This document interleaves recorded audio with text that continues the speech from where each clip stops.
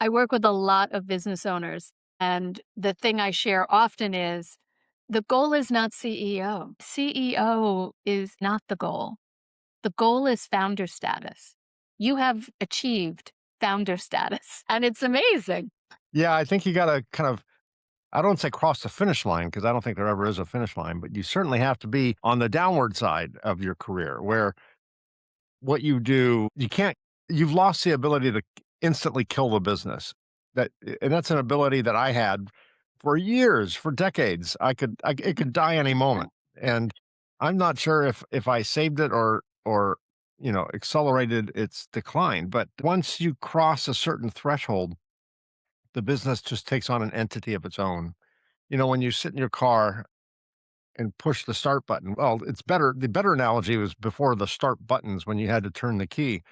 You have to crank that engine over so many times before it starts going. And then at some point, you can just let go of the key and the engine just, Yeah. takes off on its own under its own power. And yeah, at some point, the business doesn't need the battery turning the starter over. It's got its own motion. And the Newton's law, things in motion want to stay in motion. So once you can get it in motion and get that, I'm filled with analogies this morning, get that flywheel turning, it takes a lot of effort to start to turn that giant 2-ton flywheel. But once it's going, it doesn't take much to keep it going. And I think that's when you reach founder status, when the systems and the people and the inertia and the momentum just propel the business forward. And your job is just to, shine a light on that giant flywheel and become the spokesperson for your business Yeah. and the chief cheerleader and all of that. And it's a you don't realize it until you're there, but it is a great place to be compared to, you know, sweating bullets if I'm gonna be able to cover payroll. Are the check's gonna clear? I hope so and so cashes he always cashes his check a week later, so I'm hoping he doesn't cash it sooner. We've had all these conversations before. Yes. You and I had this conversation when we first met. Today, in today's environment, there's tremendous focus on the exit, right? And I used to tell folks if you're starting a business as an entrepreneur, you also need to plan your exit at the same time. Right? What's the goal? And there have been a few professionals along the way that have kind of challenged that idea for me that you ever have to exit. And then when you started, based on our last conversation, so share what you want here, you didn't exactly have a exit plan started. Like you said, you were just trying to keep the doors open and make sure you made payroll. Still don't. I still don't Yeah, really have an right. exit plan. Well, you were fortunate to have someone to pass the baton to Yeah. and, step out of the day-to-day operations, so to speak, and still be their cheerleader, still be their fan. And I think that when founders share their knowledge, their experience, it's so incredibly valuable because you and I know there is no straight line. There's no endpoint that you can foresee in the beginning. And again, there are people that will challenge me on that. But from your perspective, from my perspective, when you started, you had a thought, you had an idea, you knew how to fix a problem, you saw a hole in the market and said, Yeah. I can fix that. Right. So at what point, what happened in the business that helped you understand it's time? Right. Was there a pivot? Was there a moment? Was there a thing that happened where you went, I know what's next? I'd like to take credit for it, but there was a time, probably a couple year period. This is out of 34 years. The business has been around 34 years. And probably 6 years ago, 8 years ago, somewhere around there, I started to realize that my role in the company had had morphed. I was going to the office every day, doing very little, frankly, sitting in my chair, sitting in my office with my big desk and executive bathroom and waving my magic wand or my conductor stick to nobody. I mean, the team was just doing things on their own. I was not really involved. When I was a baby, I saw a picture of the car seat that my parents sat me in, and God help if you ever got in an accident in those things because they really weren't very safety oriented. But the car seat had a steering wheel on it, so the young toddlers can pretend they're driving the car. Is that how you felt? That's kinda how I felt. That picture, it's an old black and white picture from 1962 in my parents' Rambler, AMC Rambler, and I'm Yeah. sitting in there, with my hands on the wheel, this old plastic wheel, and that picture just came back as a vision in my head, and I'm like, "Am I actually driving the ship, or all the crew driving the ship, and the captain's just sitting up at the bridge pushing buttons not connected to anything?" And that was kind of an epiphany moment, and at first I was frustrated, so I would overreact and insert myself into their meetings and their processes, and I was a lurker for a while. I would lurk around, and whenever the owner of the business lurks around, we change the vibe, right? We Because people who've been there a long time, legacy staff, they're not so much affected because 'cause they're just used to you, but newer people would get anxious or Wigged out that, "What's he doing here?" it changes. It just changes the vibe, Yeah, not necessarily yeah, for the good. So I started feeling frustrated, mostly with myself, not with the team, but a little bit with the team. But it wasn't really them; it was really me. They were just a mirror back to me, yeah. and that started the process. And then my VP, who's my son-in-law, we had a kind of a tough conversation where he floated the idea. He goes, "Dude, you've built this company for, you know, 28 years at that point, or 29 years.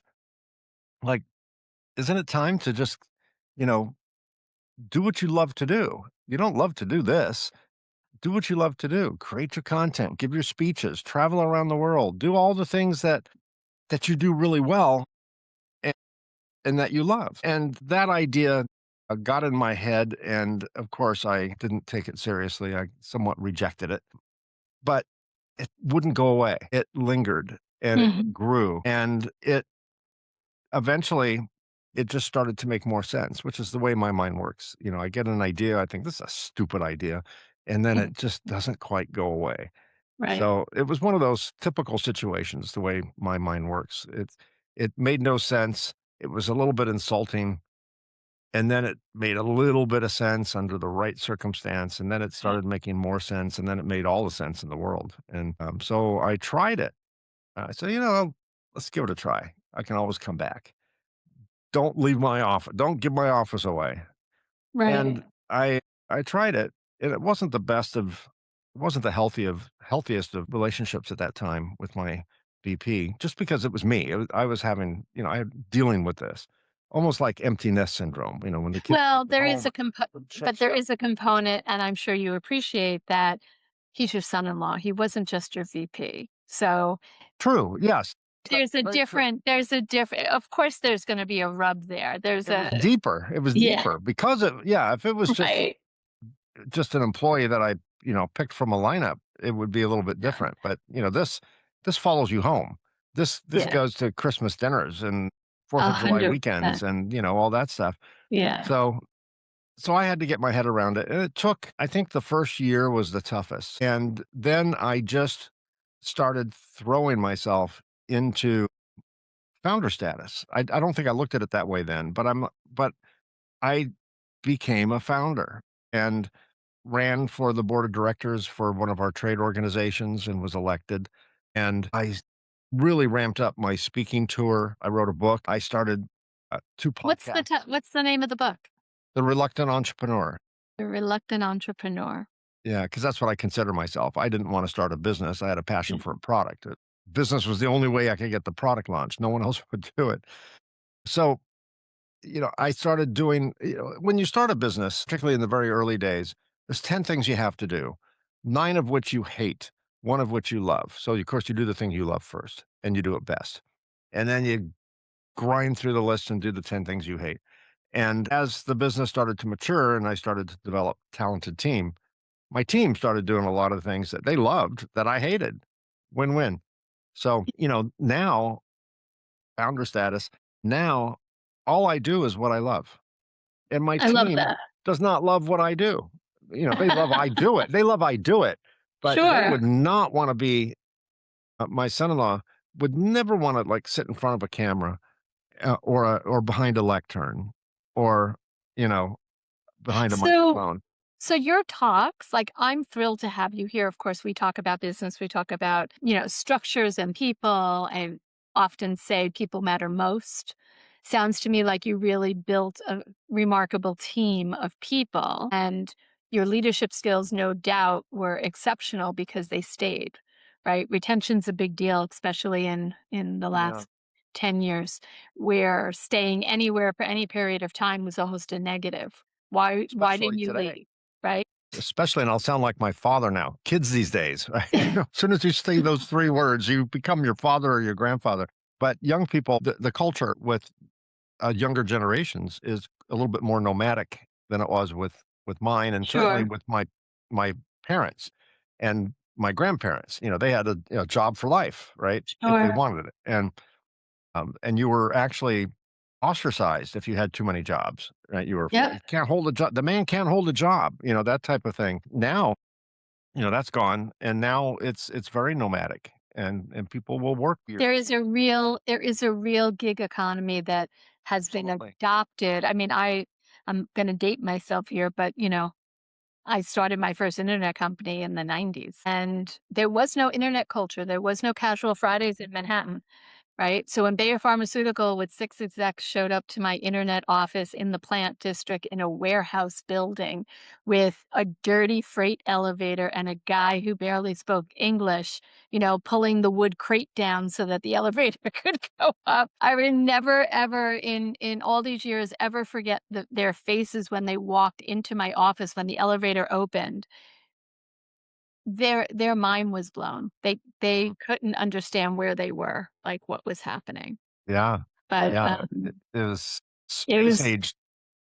well Yeah, yeah, so I have to it feels like that in some ways. Culture's shifted, culture's changing, legacy businesses, legacy, you know, founders and operators today don't know how to operate any other way.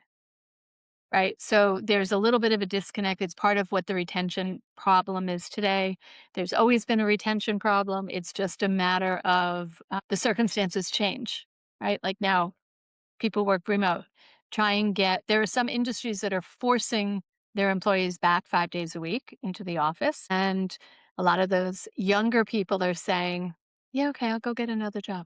I'm not coming yeah, back, 5 days a yeah, week. So, but your story is interesting because if you could share just a few minutes about your business, what it is you did, why you started it, right? You said nobody else would do it. So I had to. yeah. I'm in the electronic manufacturing space. We build equipment that's part of the manufacturing ecosystem for electronics. So anything you plug in the wall or has a battery, you're welcome. We built that. My industry built that. Not my personal, but the Not industry I'm company, involved in but your built industry. that in my industry. Yeah. And I was in London at an airport with my wife and my 1.5-year-old daughter, and the flight was canceled. And we were stuck at the gate for 3 days. They put us in a hotel at night, bring us back to the gate in the morning, hoping they'd fix the plane. It was a charter airline. And a few days of conversation go by, and we met. Actually, my wife met an older couple who she had a lot of conversations with, and it turned out they were starting a business in the electronics manufacturing space, which I was not involved in, didn't know anything about it. And they were looking to hire their first employee, which would be a salesperson. And she goes, "Oh, my husband's a salesperson." So anyway, long story short, I ended up calling one day and said, "Hey, remember that conversation?" I had a bad day at the office. Like, "Hey, let's talk." So I ended up working there, and I was their first employee, and I had these visions that exaggerated expectations that when you're the number one employee, when the company goes through its seed rounds and eventually IPO, am I Right. going to drive my Ferrari and tow my Lamborghini back to Yeah. my beach house or the other way around? Right. First world problems. That's what I was thinking. That was my mentality. Didn't work out that way, but during the course of my 7 years there, I didn't know anything about the electronics industry at first, but I learned as fast as I could. And one thing that was happening at that time was there was a particular chemical that was going to be banned because it was bad for the environment. And it turned out our industry really loved that chemical. And that chemical was embedded into a very sub part of the manufacturing process. And it would be difficult to imagine life without it because there was really no substitute for that chemical. The machines that were used to perform this very specific down the rabbit hole process relied on that chemical. And the governments around the world all signed a treaty and they were going to ban the chemical within 10 years. So they basically said, okay, you guys got 10 years to figure this out. 10 years, it's gone. And no one took it seriously. And during that 10-year period, or at least part of it, I started thinking of, well, why isn't the industry coming out with another chemical? Well, they kept trying, but it just wouldn't work. It didn't work as well. And and I'm like, "Well, why don't we just come up with a different process that doesn't even use that chemical? Let's just change the paradigm. If we can't solve this problem, let's figure out a way to make that The food. workaround. Just do a workaround." And I saw it and I couldn't I'm like, "Okay, well, I don't." Our industry is, creature of habit. We like to do things the way we like to do things. Industry that I think that's evolves. human It is. nature. It is, but we're an industry that evolves. It's evolved since you asked me this question. Of course, it's a long answer. So there's a lot of evolution there. But I started thinking of, well, let's just change the paradigm. And I came up with an idea and I pitched it to my boss. And I'm skipping several things, but long That's story short, okay. they're, they said no. And I was pitching an idea to them for the next generation of products that had to do with solving that problem. And another employee was pitching a completely different idea. It was kind of like a Shark Tank meeting, right? And my boss looked at both of us and said to the other guy, "I'm going to go with your idea. I like your idea." And I said to my Okay. boss, I said, "I think you're making a mistake." And then he said one word that started my business instantly in my head. I said, "I think you're making a mistake." And he looked at me in the most dismissive, no respect demeanor. And he said, "Fine, fine." That was my F bomb. Start with F, 4 letters, Yep. fine. And at that moment, it took all the wind out of my sails. No And doubt. and I was momentarily, like, completely demoralized and insulted and a little bit pissed off. But instantly, my brain went to, "I'm just gonna do this myself. I'll Good show for him." you. And then I just stopped arguing. I'm like, "Okay, fine. Fine. I'm fine." Because now the word fine, you've reversed the I'm like, value and said, "Fine." Yeah, fine. yeah. Says, like, "Oh, yeah? Fine yourself. So, fine you, buddy." So, in my head, my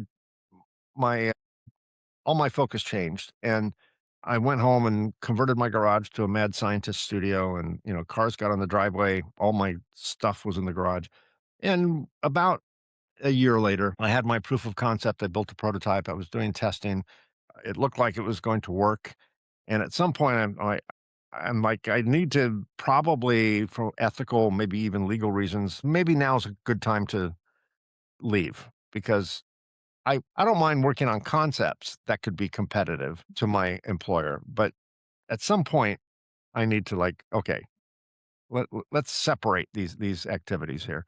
So I gave my notice and I put in my notice that my intent to pursue the idea they turned down. And if I'm successful, I could be a competitor. So while I'm giving you 2 weeks notice, I'm more than happy to walk out right now, this very second. Right. Full disclosure. And of course, he didn't take me seriously. So he said, "I'll just stay for a month. I need you for a month." I'm like, okay.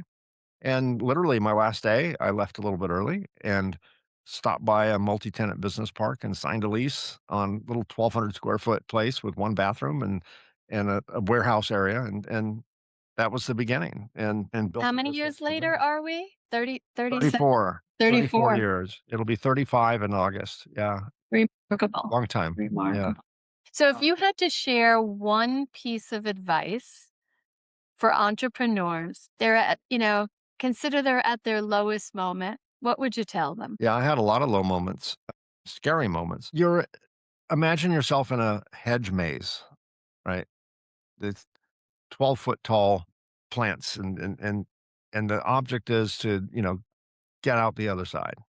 And you're totally lost in this hedge maze. You can't see over the walls and you're just making turns. If there was a drone 40 feet above looking down, it'd be really easy to see, oh man, you're so close.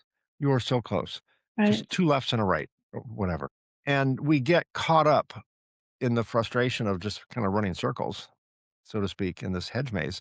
We don't realize we are so close to the prize. And the mission I'm on with my book and podcast and all that is to help entrepreneurs who think I'm about to throw in the towel. Nothing's going right. I'm out of money. I'm out of energy. I'm out of passion. I, I'm I'm just out. I'm done. I'm spent. I'm just going to stop. And those are probably valid feelings, backed up by justifiable facts. But keep going. Keep going. I was there. I've interviewed on my show. I've interviewed 90 or so entrepreneurs.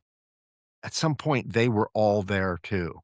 This is a curriculum you're in. If you start a business, you've signed up for a lifelong PhD course, but there's Yeah. no frat parties, there's no sorority girls, there's no brick and mortar. There's second mortgages, there's sleepless nights. I Those are the yes. I try to explain to folks, and you and I talked about this earlier, right? They may run a large P&L. They may have a three, four, $500 million P&L that they run as an executive, but they never had to write the check for payroll, Yep. right? So Yep. it is very different. It is a visceral experience to be sitting in that seat when payroll has to be made and you don't have the money. Where's it going to come from? Every entrepreneur I know has had major failures. Every entrepreneur I know has gone through serious doubt, just like you're saying, like yourself, like myself, like everyone. But there is something irrational that speaks against common sense and reason when you are an entrepreneur because it comes from a place of knowing, not of reasonable thought. It's not I have this idea and now this is what we're going to do. There's so many competing factors for energy, time and resources, right? And the market keeps shifting, right? Like we're talking about now, the market conditions keep shifting. But there is something that goes against reason and common sense when you're an entrepreneur to Yep. call the bank and say, "I need a line of credit on my house to make payroll," or right? It doesn't make any sense. Like you No, said, most of so many those of my right? most impactful lessons that I've learned that have saved the company over and over again Uh, were totally counterintuitive. I work with a mentor and at one point she told me, "Mike, you want to sell more product? Quit talking about your product. That's all you do is talk about your product. Nobody cares." And I'm like, "In what universe, mentor, does that make sense? We build a product. The product performs a service. We need to talk about the product." No, you don't, Mike. That's nuts.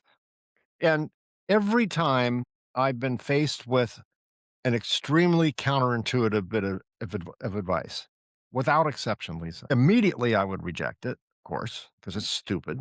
It doesn't make sense. And then, without fail, over the next weeks, months, and sometimes a couple years, all of a sudden that idea would come back in my head. And I'm like, oh my God, it makes perfect sense. I wasn't yeah, ready for it. right. And so many of the changes that I made that were positive change agents that really allowed me to get to founder status were completely counterintuitive and either so ridiculous I'd just laugh at it, or I was too afraid. I had too much fear to adopt it. And the other thing I would tell someone who's in the middle of it right now in that hedge maze, of course, not give up. B, a lot of times we have to make a decision. I like to use the example of the business is at an intersection. We either need to go left or need to go right. It's the only two choices. Which one should we do?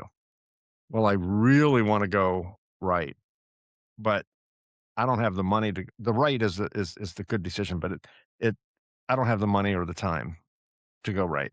So we're going to go left because I can't afford to go right. All right. What if you had all the money in the world, Lisa? What if you had all the time in the world? What if you were this unicorn? What if you were Jeff Bezos? What would you do then? Well, of course I go right, but I'm not. Okay, hold on. The moment we look at a decision without the filter of time and money, we then conclude in our head, okay, that is the right decision. Go right. All right, that's the right decision. The next thing we have to do is decide how do we fund it and where do we get the time? How do we make the time? How do we pay for it? And that works itself out 100% of the time. That works itself out 100% of the time. because we never get to the point because of fear, time and money. We never get to the point where we make a decision. That's the right move. We need to go right. We avoid the decision. And the way I like to use the business gods metaphor, right? The Yeah. way the business gods work is they say, okay, Lisa, if you're not willing to decide to go right, we're not going to help you. Right. So things aren't, you're not going to be able to manifest it. Uh, So so it starts with the decision. the decision and the actions you take towards that decision, even if you can't make the whole decision, Right. right? It's the steps you take. And I always believe this, right? We do absolutely everything within our power with the resources of time, energy, money we have, and the rest works itself out. Exactly as you 100%. no, but there's an intervention there. There's an energetic intervention. It's almost like you get this huge wave behind you that pushes you, Yep. right, forward. 100%. And that only happens when you step into the ocean. It only happens, right? There's no wave if there's no water and you didn't take Yeah. the action to step in, right? Mm. You have to be in it. And as an entrepreneur, you make endless decisions every single day. You solve complex problems for yourself, for your employees, and for the business itself, but you got to be in it. And meaning easy and comfortable. I have an expression I share, which I shared with you as well. People need to be comfortable being uncomfortable, especially as an entrepreneur, because there's anything is possible if you're willing to be uncomfortable. Yeah. Anything. One of the ways, one of the things I've learned is if you want to learn to be uncomfortable, or at least be comfortable with being uncomfortable, Yeah. uh, you have to make peace with the worst. And a lot of Oh times my we don't want to goodness. make a decision because again, fear. So You're like someone said to inside me, my head. I make decisions based on what's the worst thing that can happen? Can I live with that? I can right, live with that. right. Okay. Well, a lot of times, when I went through this exercise with my mentor, we were trying to make a pretty substantial business decision. And she says, and I was sitting on the fence and not quite willing to commit. And she says, what's the worst that can happen? Like, what's the absolute? Will it kill you? Will you physically die? Well, of course not. Okay. If it doesn't work out, is it 100% guarantee your business is over? Right. Well, no. Okay. What's the worst that can happen? Well, we'll lose some money. Okay. Can you make it back? Well, yeah. Maybe. Okay. I'll feel stupid. I'll feel embarrassed. Okay. Will you get over it? Well, eventually. Yep. Okay. All right. What else you got? And then all of a What sudden other you realize, excuses not to what other excuses, right? Because we get in our own head, we get in our own way often. yeah, And I think it's the parts of us that do without thinking so much that allow us to take those steps forward to jump into the ocean to yeah, really make the attempt. When I was younger, I had an experience and I was able to do some remarkable things. And I look back on it today. I could never recreate the circumstances of what happened, but I was able to do so much in such a short period of time because I didn't know what I didn't know about all the things that could have gone wrong. right. I just did. Ignorance is bliss, Lisa. It I re started my business with a lot of ignorance, arrogance, ego, bravado, a very poor assessment of risk. Thank God. Those Yeah, protected me, and exactly. allowed me to just like march into the flames, not realizing it's hot in there. Right? I can do it. No part of me thought I couldn't. Yeah, that's the whole point is I did, and people were like, "What did you do?" And nobody sometimes when you're in a position where you're on the outside and you don't really know the ins and outs, like, of your business just yet, right? You see things, you see solutions, you see the problem, but you don't necessarily know all of the perspectives and all the parts and pieces that potentially, wouldn't be good outcomes. Right. Right. So, yeah, absolutely. I mean, those are great words of wisdom and great insight. What's the name of your podcast if folks want to find you and listen? The reluctant entrepreneur. Reluctant Entrepreneur, just like the book. Just like the book, just like me, was a reluctant entrepreneur. Mike, I absolutely love this conversation. It's our second, and I really appreciate you taking the time to spend and share some of your insights, thoughts, and ideas with folks. always Abs believe in thank sharing our stories. It can be somebody else's, inspiration to get past a difficult moment. Well, as it said, misery loves company, and part of building a business is can be miserable. But I wanna before we leave, I just wanna reiterate or not reiterate, I wanna iterate, I guess, one point. We talk about how difficult business can be, and it 100% can be, will be, not just can be, will be. As I said earlier, it's a curriculum. You go through it. It's almost like boot camp. The drill sergeant breaks you, rebuilds you into the soldier you need to be, and business is kind of the same way. So it sounds like I could be encouraging people not to do it. No, that's not what I'm doing. I would do it again tomorrow. It was the best thing I ever did. I mean, I wouldn't change it for other anything in than the building world. my Right. family and all that, they come first, of course, in case they ever, watch any of my interviews. Yes, exactly. Check mark for Mike. But so just because we talk about how difficult it is, we on my show and others, we tend not to spend too much time on how rewarding it is. And because all entrepreneurs already know that, when they come through the other side, Yeah. it's like, yeah, of course. But for people who are thinking about getting into a business, yeah, it's going to be the hardest thing you ever did. And it's going to be the most rewarding thing you ever did. Kind of like having kids, Yeah. it's you come out the other end a better person, a different person. And I would encourage anyone who's thinking of doing it to just know, full transparency, this is not what you think it is. It's not, you're so lucky, you get to be your own boss, you get to write your own checks. I'm like, yeah, yeah, yeah. Okay. All right. Stay working. Don't do Right. this. Right. But it's totally worth it and rewarding. And you can change the world. You can change, if you can't change the world, you can change your corner.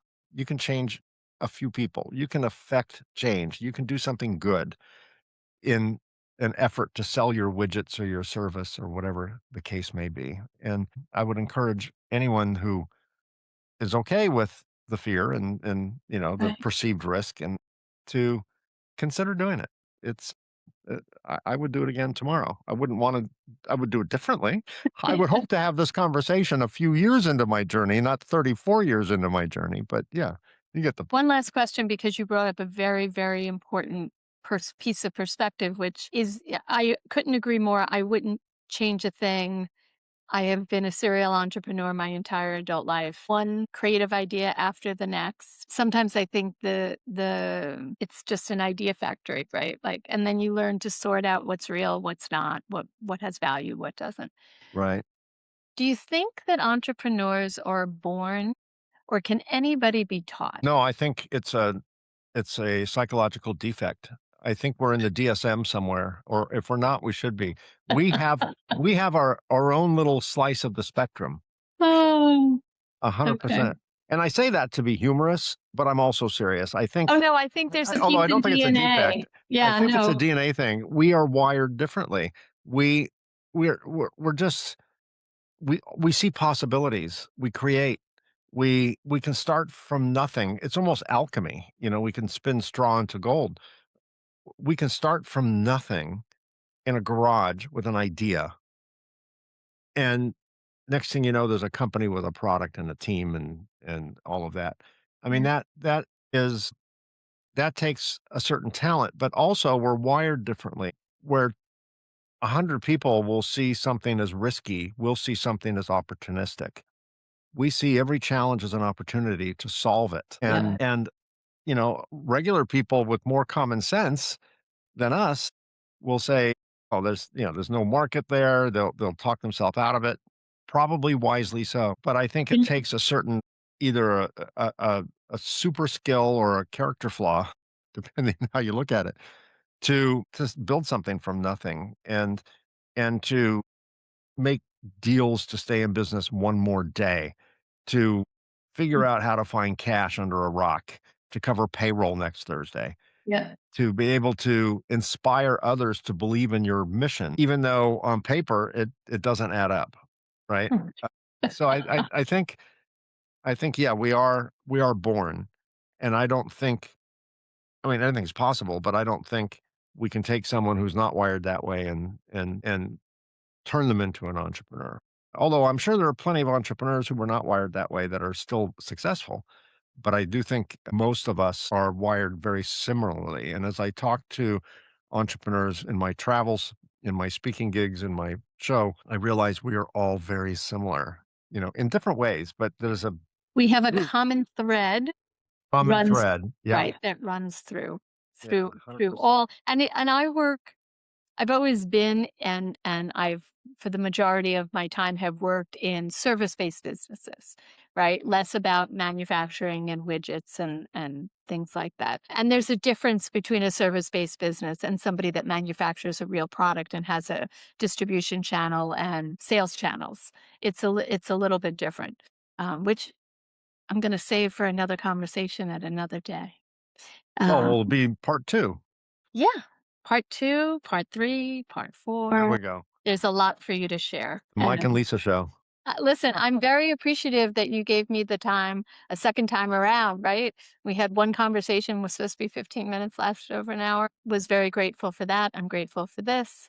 I'm Well, happy to do it. I'm grateful for A, you inviting me onto the show, and B, the fact that you do the show. I think entrepreneurs need people like yourself and me and the others who promote entrepreneurism and show the reality of it and allow people to share their journey. Because if I had listened, there were no podcasts when I started my business. I started in '92. There was no internet when I started my business. But if there was, Or was you just didn't know about it yet. well, yes, yes, there were other channels for that. Because Or in 96 I was up and running in full force. So uh, yeah, yeah, well, yeah, there were bulletin boards and electronic things in '92, but the point is, in my journey, if I had been able to talk to other people who would 100. look me in the eye and go, "You know what, dude? Same thing. I went through the same thing. Here's what I did." And Yeah. I'm like, "You did the same mistake?" "Oh, yeah. Yeah, we all do it. This is a pitfall. This is where everyone Right. goes off the rails right here." Let me help you like step in a little pothole and not fall off the cliff. Exactly. Right? Right? Exactly. Yeah. Exactly. There's real value in learning from the experience and failures of other people. It's kind of like you talked about parenting a little bit, right? You compared entrepreneurship to parenting. It always works out, except the same thing I tell my adult children. My goal is not to prevent you from making a mistake. It's to prevent you from falling off the cliff that you can't come Right. back from. Right. Right. No fatal mistakes. Just bumps and bruises. They're good for you. Yeah. They are. They're good for everyone. But I really do appreciate. Thank you so much for taking the time to share some of your wisdom with us. Well, thank you, Lisa. I appreciate you.